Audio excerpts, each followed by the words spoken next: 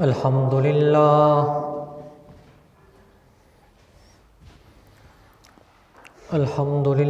وکفی والصلاة والسلام علی من لا نبی بعدہ ارسلہ بالحق بشیرا ونذیرا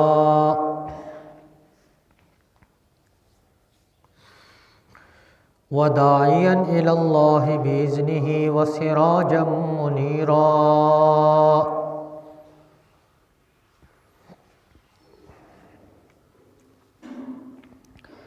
اما بعد فاعوذ باللہ من الشیطان الرجیم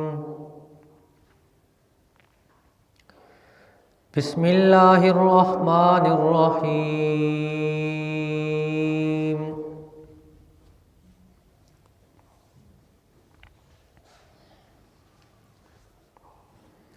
قل ھذہ سبیلی ادعو الی اللہ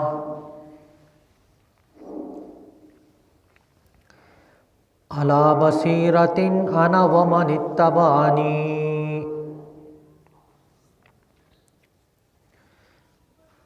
وسبحان اللہ وما انا من المشرکین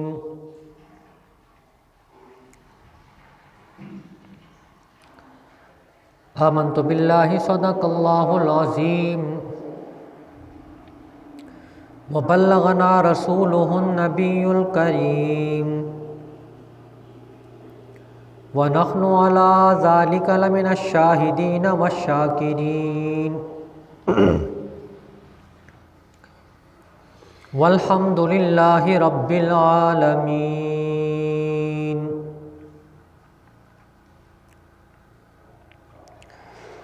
قابل صد احترام و تکریم میرے واجب الاحترام دوستوں، بزرگوں، عزیز نوجوان ساتھیوں،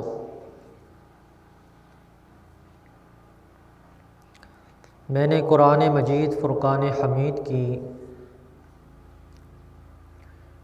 ایک آیت کریمہ آپ کے سامنے تلاوت کی ہے۔ دعا ہے کہ اللہ رب العزت مجھے حق اور سچ کہنے کی توفیق عطا فرمائے،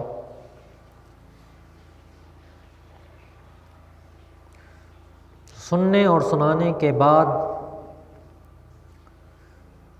مجھے بھی اور آپ کو بھی عمل کرنے کی توفیق عطا فرمائے۔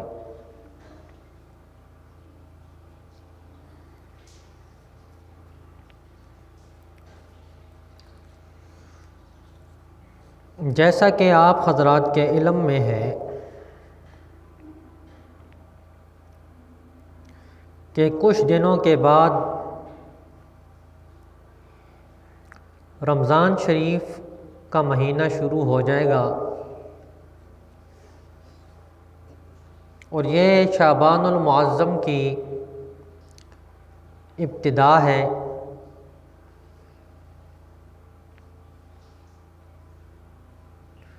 اور نبی پاک صلی اللہ علیہ وسلم شعبان المعظم میں رمضان کی تیاری شروع کر دیتے تھے۔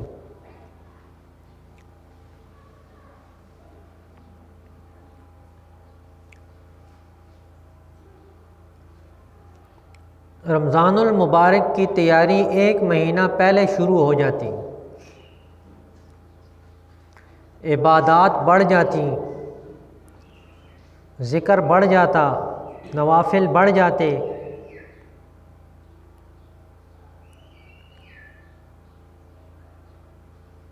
یہ کیوں تھا؟ اس لیے کہ نبی پاک صلی اللہ علیہ وسلم نے معراج میں سب اپنی آنکھوں سے دیکھ لیا تھا، اور ویسے بھی نبی کی شان بہت بلند، جہاں انسان کی سوچ ختم ہوتی ہے وہاں سے نبی کی ابتدا شروع ہوتی ہے۔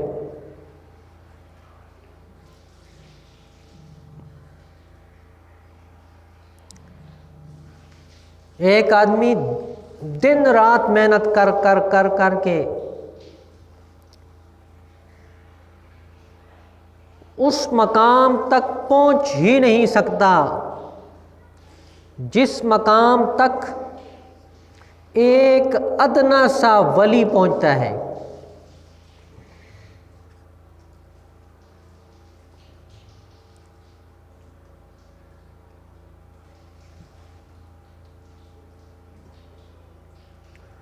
اور سارے ولی مل کر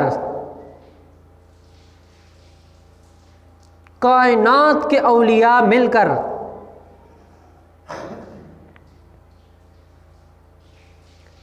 ایک چھوٹے درجے کے صحابی تک نہیں پہنچ سکتے۔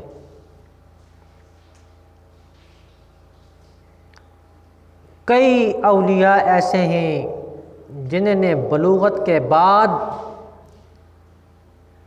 وفات تک تہجد کی نماز بھی ان سے نہیں رہی، تکبیر اولیٰ کے اہتمام کے ساتھ نماز پڑھتے تھے، ذکر اذکار سارا کچھ کرتے تھے، لیکن تمام اولیاء امت محمدیہ کے مل جائیں ایک صحابی تک نہیں پہنچ سکتے۔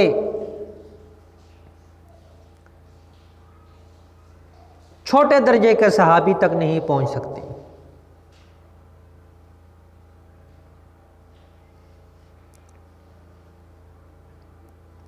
اور تمام صحابہ اکرام رضوان اللہ علیہم اجمعین مل جائیں، پوری امت کے اولیاء مل جائیں، پوری امت کے صلحاء مل جائیں، پوری امت کے مسلمان مل جائیں، ایک چھوٹے نبی تک نہیں پہنچ سکتے۔ میں بڑی بات کر رہا ہوں لیکن آپ کو سمجھانے کے لیے۔ اور تمام انبیاء مل جائیں تو امام الانبیاء حضرت محمد صلی اللہ علیہ وسلم کا مقابلہ نہیں کر سکتے۔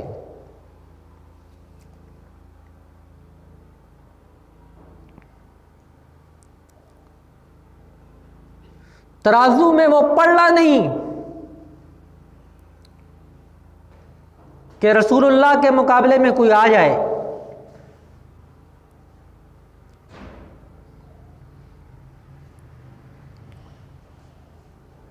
اور جس کو قرآن نے کہہ دیا، آپ صلی اللہ علیہ وسلم کو اللہ نے فرما دیا،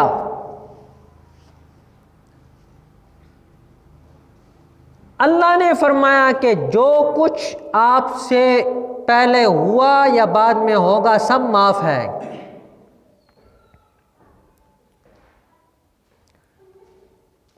نبی سے گناہ کا تصور ہے ہی نہیں۔ یہ مقام بتایا ہمیں کہ انبیاء اکرام سے وہ باتیں جو ہمیں عام مسلمانوں سے معاف ہیں ان کے ہاں نیکی ہوتی ہے، انبیاء کی اس پہ سرزنش ہوتی ہیں، وہ بھی ان کو معاف ہے۔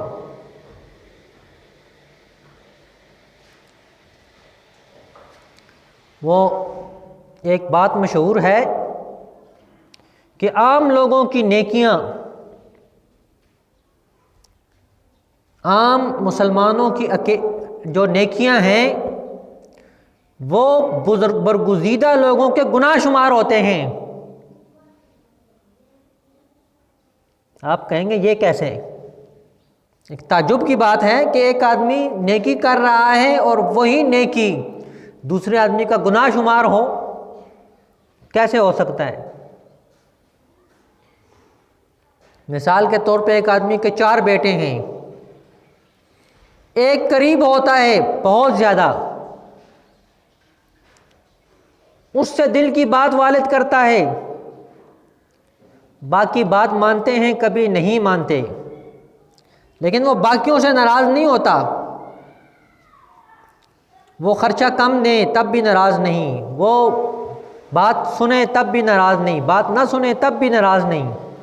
ایک بیٹا بالکل قریب ہوتا ہے، وہ خرچہ کم دے تب بھی ڈانٹ، زیادہ دے تب بھی ڈانٹ، بات سنے تب بھی ڈانٹتا ہے، اس کو نہ سنے تب بھی ڈانٹتا ہے۔ وہ دوسرے بیٹے کہیں گے کہ ہم تو ٹھیک ہے نا، لیکن اس کو یہ جو کام کر رہا ہے یہ قریبی، کہ جو کام وہ کر رہے ہیں وہ تو غلط ہیں، تجھے یہ نہیں کرنے چاہیے، حالانکہ وہ صحیح کر رہا ہوتا ہے، خرچہ ان کے برابر دے رہا ہوتا ہے، ان سے زیادہ دیتا ہے، لیکن ڈانٹ پڑتی ہے۔ اسی طرح جو اولیاء سے اللہ رب العزت چاہتے ہیں، اللہ فرماتے ہیں وہ تو نماز پڑھتے ہیں، روزے بھی رکھتے ہیں، تم بھی رکھو تو ان کے برابر ہو جاؤ گے، بلکہ تمہیں ان سے زیادہ کرنا چاہیے، تب تم ہمارے دوست بنو گے۔ تو انبیاء کی صفت تو اس سے بھی اعلیٰ ہے،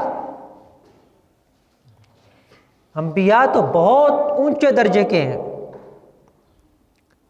نبی پاک صلی اللہ علیہ وسلم نے فرمایا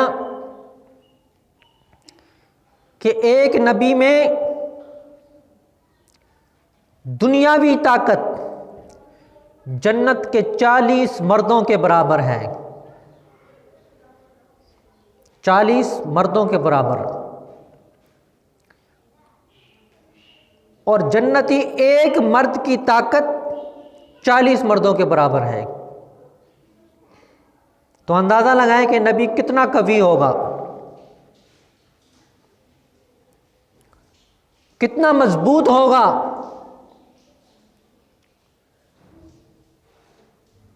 لیکن اللہ نے ان کو بھی شریعت کے پابند کیا۔ نبی پاک صلی اللہ علیہ وسلم نے ایک دفعہ اعلان کیا کہ تم نے میرے چچا کو مسلح کیا ہے، لہٰذا میں 70 کافروں کا یہی حشر کروں گا، ناک کاٹوں گا، زبان کاٹوں گا، دل چیر دوں گا۔ نبی پاک صلی اللہ علیہ وسلم نے اعلان کیا، غصہ اتنا زیادہ کہ قریبی شخص، نبی پاک صلی اللہ علیہ وسلم فرماتے ہیں کہ مجھے اپنے والد کا چہرہ نظر آتا تھا ان میں۔ تو آپ صلی اللہ علیہ وسلم نے پابند کر دیا کہ آپ نہیں کر سکتے، ہاں اگر آپ نے کرنا ہے تو برابری ہے۔ وَكَتَبْنَا عَلَيْهِمْ فِيهَا أَنَّ النَّفْسَ بِالنَّفْسِ، جان کے بدلے جان، وَالسِّنَّ بِالسِّنِّ، دانتوں کے بدلے دان، وَالْجُرُوحَ قِصَاص، زخم کے بدلے میں زخم ہے،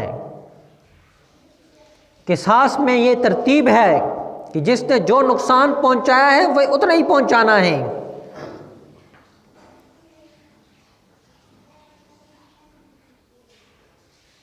تو میں عرض کر رہا تھا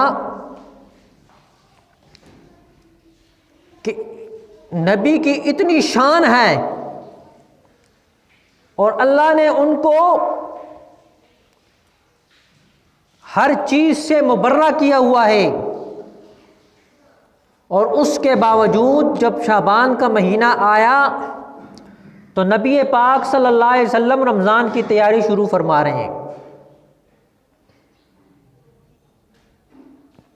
ایک روایت میں آتا ہے، فرمایا کہ اے عائشہ بستر کو لپیٹ دو، اب عبادت کے دن شروع ہو گئے ہیں۔ اور ہم جو اپنے آپ کو امت محمدی سے وابستہ کرنے والے اپنے آپ کو کہتے ہیں کہ ہم امت محمدیہ سے وابستہ ہیں،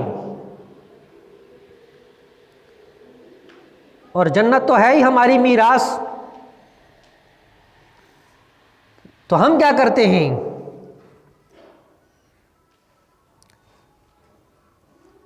ہم بستر کو ڈبل کر دیتے ہیں، رات کو بھی سوئیں دن کو بھی سوئیں، بس بار تھوڑا سا گھومے پھرے پھر آئے پھر سو گئے۔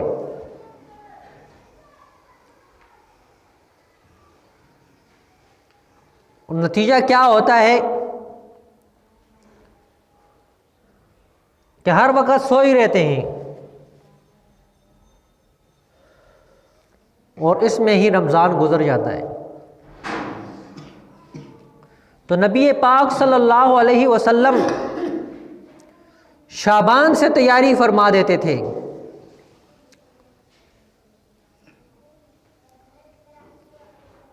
اور روزوں کو اہتمام کے ساتھ ادا کرنے کی تیاری شروع ہو جاتی۔ ایک روایت میں آیا ہے کہ نبی پاک صلی اللہ علیہ وسلم شعبان میں بھی روزے رکھتے تھے، لیکن امت کو منع فرما دیا کہ آپ نہ رکھیں۔ کیوں منع فرمایا؟ کہ رمضان میں ان کو نکاحت نہ ہو، کمزوری نہ ہو۔ ایک دفعہ 3 شخص آئے، انہوں نے کہا امی عائشہ صدیقہ رضی اللہ تعالیٰ عنہ سے کہ ہماری پیغمبر کی عبادت کیسے ہے؟ تو نبی پاک صلی اللہ علیہ وسلم کی عبادت بتائی گئی کہ یہ عبادات کرتے ہیں۔ تو ان میں سے ایک شخص نے کہا کہ میں آج کے بعد رات کو نہیں سوؤں گا، ساری رات نفلیں پڑھوں گا، ذکر کروں گا، تلاوت کروں گا، کیونکہ نبی پاک صلی اللہ علیہ وسلم تو بڑی عظمت والے ہیں، ہمیں تو ان سے بھی زیادہ عبادت کرنی چاہیے۔ دوسرے نے کہا کہ میں ساری زندگی شادی نہیں کروں گا اور اپنی زندگی عبادت میں گزاروں گا۔ اور تیسرے شخص نے کہا کہ میں ہمیشہ روزہ رکھوں گا ساری زندگی۔ جب نبی پاک صلی اللہ علیہ وسلم تشریف لائے تو بتایا گیا، ہم تو سوچ رہے ہیں کہ بہت اچھا کام کیا، بڑی نیکی کا کام، ساری زندگی روزہ رکھنا، ساری زندگی رات کو عبادت کرنا بہت بڑی بات ہے۔ لیکن نبی پاک صلی اللہ علیہ وسلم نے تینوں صحابہ کو بلایا اور فرمایا کہ تم مجھ سے بڑھ گئے ہو، میں روزے بھی رکھتا ہوں، افطار بھی کرتا ہوں، میں رات کو سوتا بھی ہوں، عبادت بھی کرتا ہوں، اور میں نے ازدواجی زندگی بھی اختیار کی ہے، شادی بھی کی ہے۔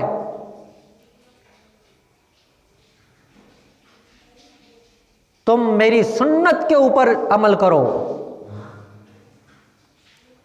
سنت کا پابند کیا کہ سنت کے مطابق زندگی گزارو، اپنی مرضی سے مت شروع ہو جایا کرو، جو چیز اچھی لگے بس اس کو شروع کر دیا، نہیں، بلکہ جو سنت کے مطابق ہے اس پہ عمل کرو۔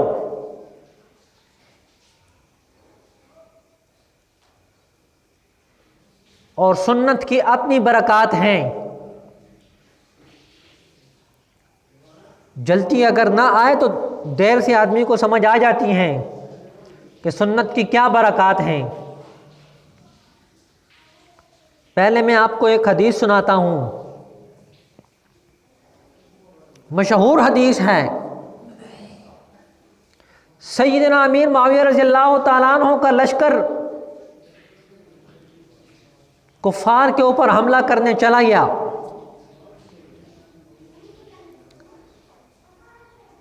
اب کفار کو شکست ہی نہیں ہو رہی۔ کمانڈر جو تھا وہ پریشان کہ کیا بات ہو گئی ہے، کس وجہ سے ہمارے اوپر پریشانی ہے۔ سب نے سر جوڑ لیے۔ آج کا مسلمان سر جوڑتا ہے شرارت کے لیے، کس کی جیب کاٹنی ہے، کس کے جوتے چرانے ہیں، کس کو پریشان کرنا ہے، اور کس کے گھر میں فساد ڈالنا ہے،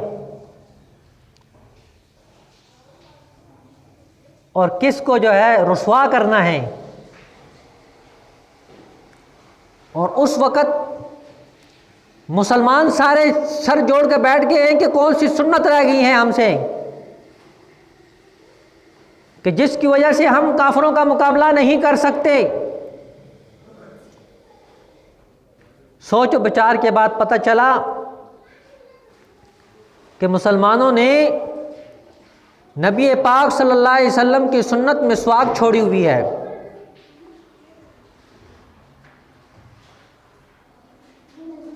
اور یہ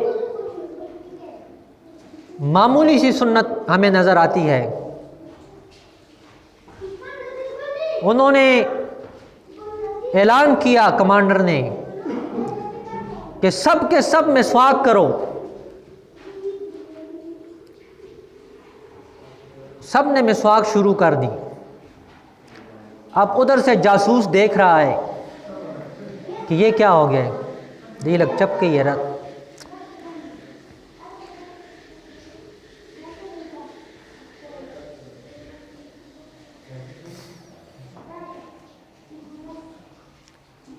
وہ جاسوس وہاں سے دیکھ رہا ہے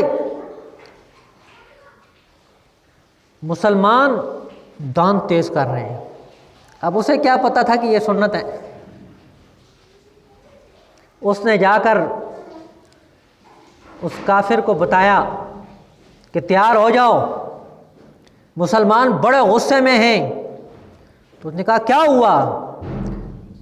تو وہ کہنے لگا کہ وہ کہتے ہیں تلواروں سے کچھ نہیں ہوتا، اب وہ دانت تیز کر رہے ہیں کہ تمہیں جو کچا کھائیں گے۔ انہوں نے ادھر سے ہی بھاگنا شروع کر دی، سب کے سب بھاگ گئے۔ تو یہ سنت کی برکت ہے کہ جو قلعہ تلوار سے جنگ سے فتح نہیں ہو رہا تھا، وہ سنت کی برکت سے فتح ہو گیا۔ اور یہ برکات ہر آدمی کو ملتے ہیں اس کے درجے کے مطابق۔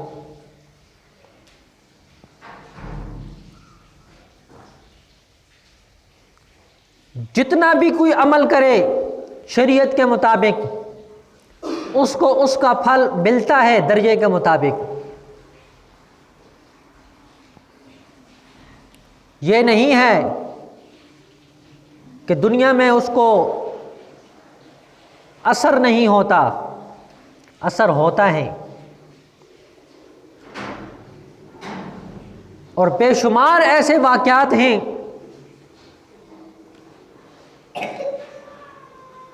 جس میں دینداروں کو فائدہ ہوتا ہے، نقصان کی جگہ بھی ان کو اللہ نے فائدے دیے ہیں۔ کس وجہ سے؟ کہ وہ شریعت کے اوپر عمل کر رہے تھے۔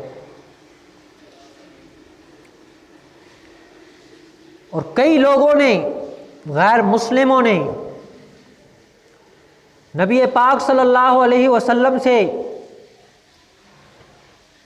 سنا کہ زکوٰۃ ادا کرنے سے یہ فائدہ ہوتا ہے، تو انہوں نے اپنے مال سے اتنا ہی دینا شروع کر دیا۔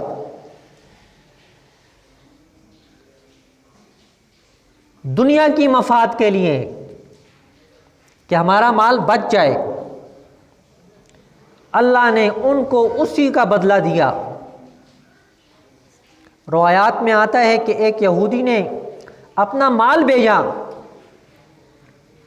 خبر آئی کہ تمہارا مال سب کے سب غرق ہو گیا ہے۔ اس کو بڑا غصہ آیا، نے کہا میں جنگ کرتا ہوں، یہ کیسا پیغمبر ہے جس کی بات پوری ثابت نہیں ہوئی۔ اب وہ تیاری کر رہا ہے، اتنے میں ایک قاصد پہنچا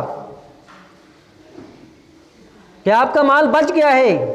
اس نے کہا کیسے بچ گیا؟ مجھے تو اطلاع ملی تھی قافلہ لٹ گیا ہے۔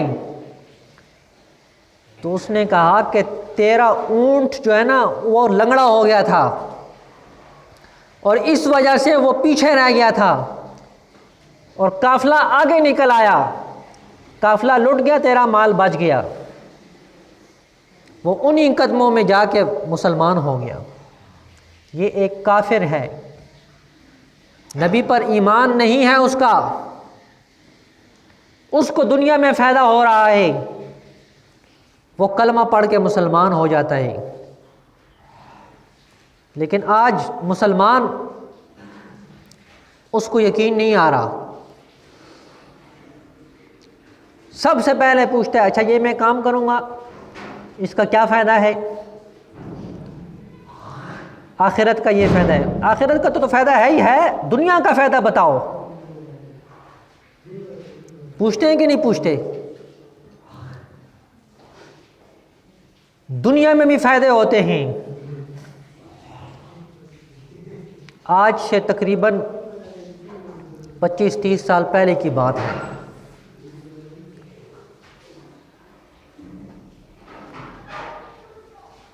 دو ہزار میں گیا تھا چلہ لگانے کے لیے مرکز میں، وہاں ایک آدمی نے ایک بات سنائی،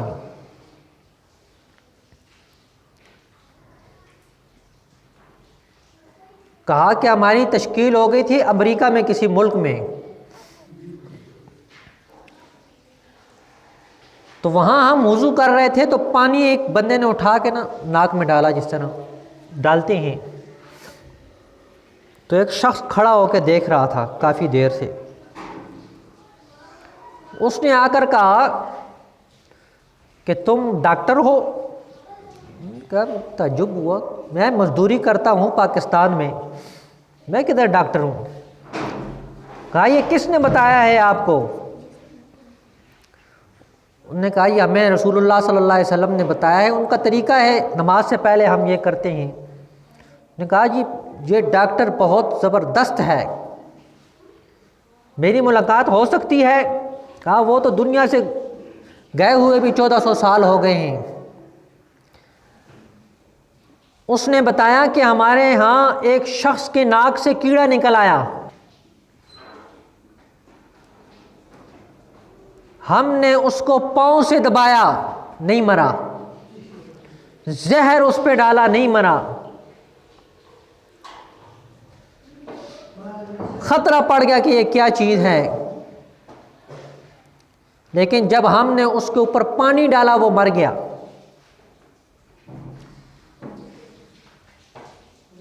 تو تم ناک میں پانی ڈالتے ہو دن میں 5 مرتبہ، تو تمہیں ناک کی بیماریاں نہیں لگیں گی۔ اس ایک چھوٹی سی بات پر وہ شخص مسلمان ہو گیا، اور فائدہ کتنا بڑا بتایا اس نے، صرف ناک میں پانی ڈالنے کا یہ فائدہ ہے کہ بیماریاں ختم ہوتی ہیں۔ یہ دنیاوی فوائد ہیں، آخرت کے فائدے اس سے الگ ہیں۔ بات میں پتہ نہیں کیا کرنا چاہتا تھا، میں شعبان المعظم کے بارے سے بات کرنے کی کوشش کر رہا تھا، لیکن بات کہیں اور چلی گئی کہ رمضان المبارک کی تیاری نبی پاک صلی اللہ علیہ وسلم شعبان سے فرماتے تھے، اور شعبان ہی سے نوافل شروع کر دیتے، ذکر اذکار شروع کر دیتے، تلاوت شروع کر دیتے، تاکہ آگے رمضان المبارک میں ہمارے لیے آسانیاں ہوں۔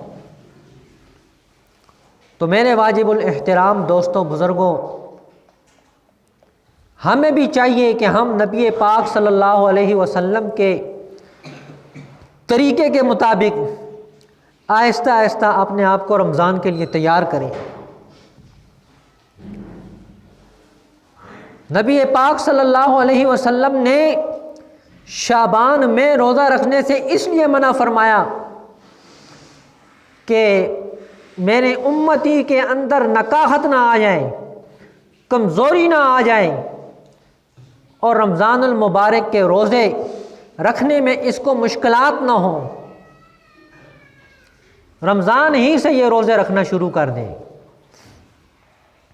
آگے پتہ نہیں موقع ملے گا یا نہیں، لیکن ابھی سے آپ کو بتا دیتا ہوں کہ رمضان المبارک میں تراویح کی عبادت الگ ہے، یہ رمضان المبارک کا تحفہ ہے۔ ایک آدمی کہتا ہے جی میں بیمار ہوں، میں تو روزے نہیں رکھتا، وہ بھی تراویحاں پڑھے گا، تراویح سے اس کی چھٹی نہیں ہوتی، وہ تراویحاں پڑھے گا، کیونکہ تراویح پڑھنا سنت مؤکدہ ہے، اور اس کو چھوڑنے والا، میں یہ تو نہیں کہتا کہ کافر ہو جاتا ہے، گناہگار ضرور ہے، ورنہ امام مالک رحمۃ اللہ علیہ کے فتوے کے مطابق جو جان بوجھ کر نماز چھوڑتا ہے وہ کافر ہو جاتا ہے۔ پیران پیر شیخ عبد القادر جیلانی رحمۃ اللہ علیہ، جن کو تمام اولیاء کا سردار کہتے ہیں، انہوں نے غنیۃ الطالبین میں لکھا ہے کہ جو شخص نماز نہیں پڑھتا وہ کافر ہو جاتا ہے، اس کی بیوی طلاق یافتہ ہو جاتی ہے۔ آگے فرمایا کہ اس کی نحوست اتنی ہے کہ اس کو مسلمانوں کے قبرستان میں بھی دفن نہ کیا جائے۔ جو نماز نہیں پڑھتا،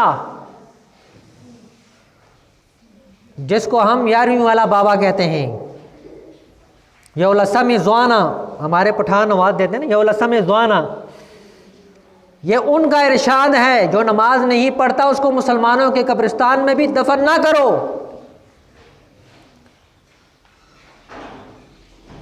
تو میرے واجب الاحترام دوستوں بزرگوں، اسی طرح تراویح کا بھی اہتمام کرنا ہے۔ بوجہ مجبوری کسی ڈاکٹر نے کہہ دیا کہ آپ روزہ نہ رکھیں، اس کے باوجود بھی آپ نے تراویحاں پڑھنی ہیں، کیونکہ تراویحوں کا ثواب الگ ہے۔ قرآن پاک ختم کرنا اپنی یہ الگ ہے، تراویح میں پڑھنا الگ ہے۔ بعض دفعہ کہتے ہیں کہ ہم نے تراویح میں قرآن پاک ختم کر لیا ہے، تو تراویح میں قرآن پاک ختم کرنا الگ ہے، اور آخری رات تک تراویح پڑھنا یہ الگ ہے۔ یہ نہیں کہ قرآن پاک ختم ہو گیا تو تراویحوں سے چھٹی، تراویح آخری رات تک پڑھنی ہے جب تک چاند نظر نہ آئے۔ تو انشاءاللہ اہتمام کریں گے نا، میں بھی اہتمام کروں گا۔ وما علینا الا البلاغ المبین۔